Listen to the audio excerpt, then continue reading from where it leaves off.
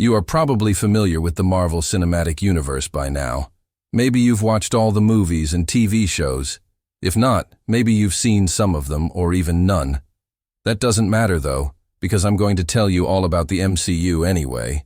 But today, we're going to talk about how accurate the science is in the Marvel Cinematic Universe. When you watch Marvel movies, you're probably impressed by the visual effects and the action scenes.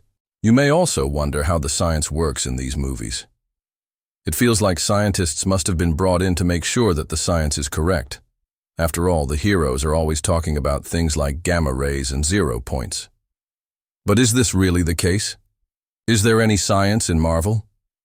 Today, we'll look at some of the most popular Marvel movies and find out if the science is real or not. Let's get started. In Captain America, the first Avenger, Steve Rogers wants to join the army to fight in World War II.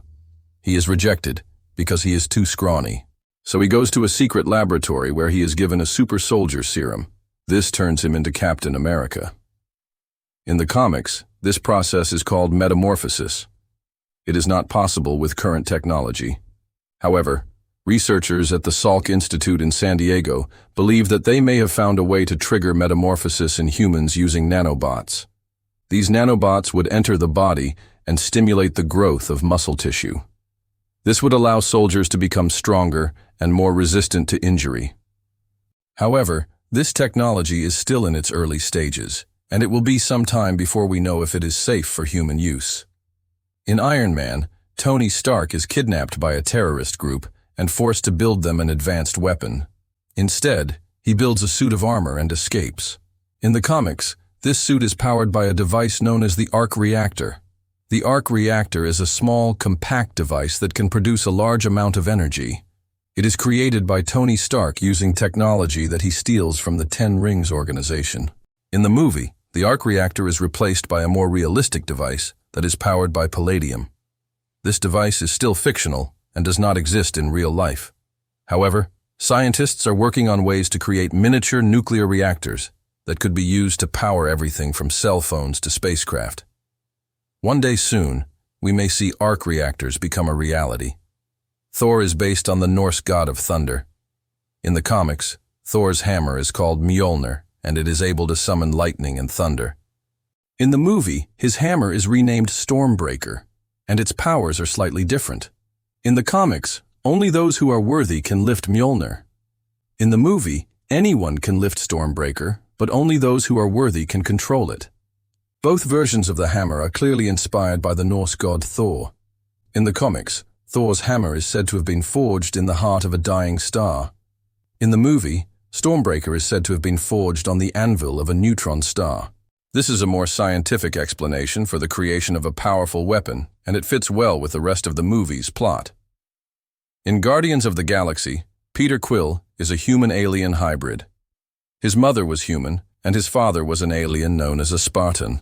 Spartoi were a race of superpowered beings who came to Earth in the past and mated with humans.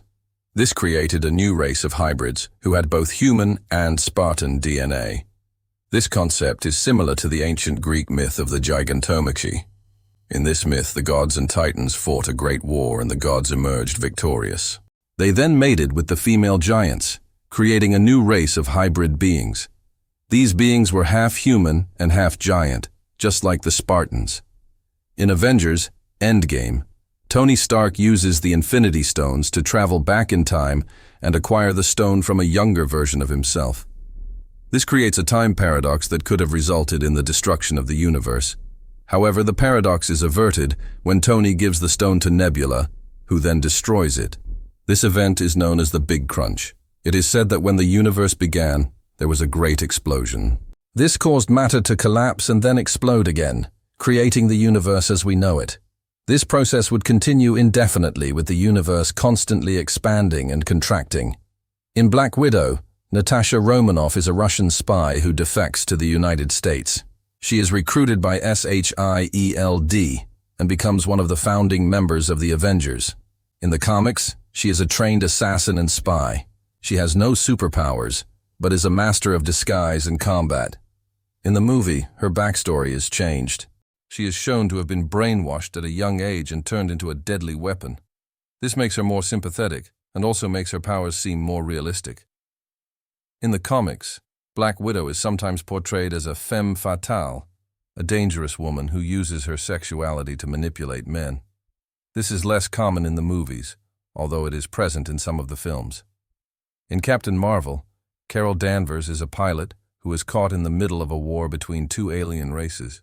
She is injured in a crash, and her DNA is fused with that of a cat-like alien.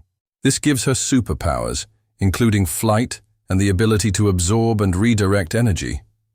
In the comics, she is a superheroine named Ms. Marvel. She gets her powers in a different way. Her DNA is fused with that of an alien named Captain Marvel. This gives her the ability to manipulate matter at a subatomic level.